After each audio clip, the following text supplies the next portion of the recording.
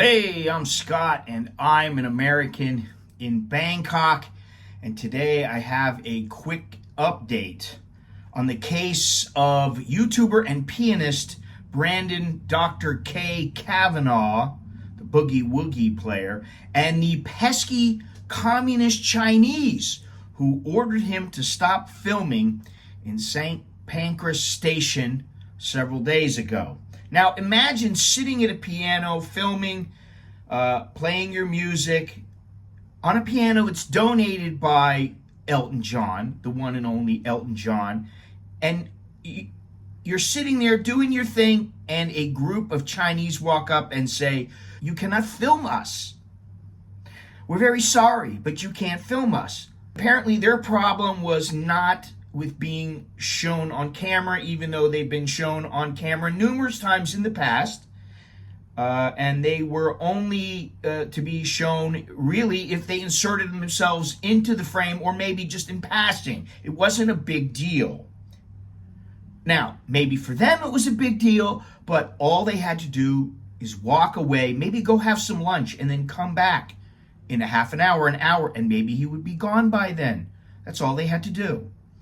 This incident, although it is somewhat humorous, as funny as it may be, we need to remember that this is also a very serious issue. The reason it's very serious is because does the UK or, say, the United States or Australia or wherever, do they want Chinese operatives? That's exactly what these people are, walking around in public spaces telling citizens of the country what they can and cannot do. They're basically ordering them around. What would happen if a British or American or Australian or whatever other citizen attempted to do this in China? And I think you know what would happen. The Chinese would not stand for it. Yesterday, another YouTuber and another pianist, Mr. Byron Wan, he played Glory to Hong Kong on the very same piano in St Pancras station. Now, this song, Glory to Hong Kong, is banned by China. And so the piano has become an ideological battlefield, sort of. I say sort of because YouTube has deleted Wan's channel without explanation. Of course, when they are the biggest company on the planet, and they are, you do not have to explain anything, or it seems that way. But it is extremely frustrating for Byron Wan and for many other people on YouTube or dealing with YouTube. Now, prior to Kavanagh's video, I had never heard of Mr. Newton Lang, Miss Adeline or Zhan Ning, or Liu Meng Ying. I've never heard of those names. Now, though, despite their concerted efforts to keep from being shown online, millions of people in the world know their names and are laughing at them because of how ludicrous this situation is and how they will not let it go. And I guess these people, there's 4 people actually, they haven't heard of the Streisand effect. Now, these people, as I said, are much more popular now than prior to Kavanaugh's video. Lang and Ning already have numerous memes online in just a few days. They have lots of memes online about them, not only by Westerners, but also by Chinese, which is quite humorous.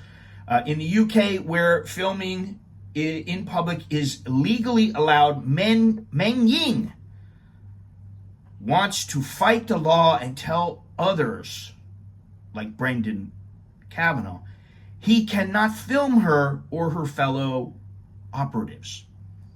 This is the same woman who is being sued in China for violating someone else's image rights for posting whatever it was on WeChat. The same person. Kind of hypocritical. Now they have even more social clout than ever before. However, as I said, there is a 4th person involved in the fray.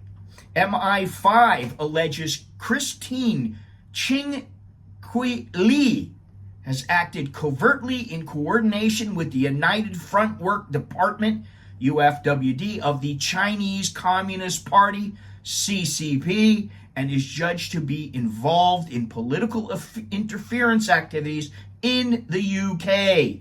Li has facilitated financial donations to serving and aspiring parliamentarians on behalf of foreign nationals based in Hong Kong and China. British security services issued an alert in 2022 stating that a UK-based lawyer has been engaged in political interference activities for the Chinese state. MI5's public naming of Li and an unprecedented news conference with the FBI marks a shift in the approach being taken against the security threat posed by China. The real question is, why was Li at St Pancras station during Brendan Kavanagh's live stream? And just why are the Chinese protesting against the privacy law so vehemently? Why is it so important that they're not shown? Why are the Chinese so desperate to have Kavanaugh's video taken down? And now, to be honest, I don't think it really matters because the video is all over the internet. So they can attempt to take his down, but it's just done out of spite. That's what I think, okay? Now, what these, at least the three did, the initial three people, not Christine Lee, but they accused Brendan Kavanagh of being racist and hogging the piano at St. Pancras station. Complete nonsense. And it simply makes it harder for them because the people watching the unedited live stream, the video, they know this is what happened. So they can go back and edit it all they want, but people know this. And Chinese know this. Chinese are aware of this. So let's hope that the British female police officer who spoke to Kavanagh is being reprimanded and she receives some sensitivity training geared towards the British public. If you saw her talking to Kavanagh, you know what a shame it was and how she really did not look very good in that clip. Why, my question is, why is Christine Lee still allowed in the United Kingdom? She's a citizen? Oh, strip her citizenship. These are operatives. These are spies. These are people that are not doing everything that they should be for their new country, the UK. They're not all in a country because they want to live there and they want to experience life there. Some of them are, which is kind of hypocritical in itself to back the CCP, but then they live overseas somewheres and, you know. But I think that many of them, they're using their time and they're doing what they can to make things difficult for the people living in the country. And this is not all Chinese people. I understand that.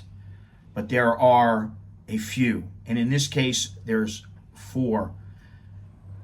Anyway, that's all I have. Until next time, I'm Scott. I'm American in Bangkok. Until next time.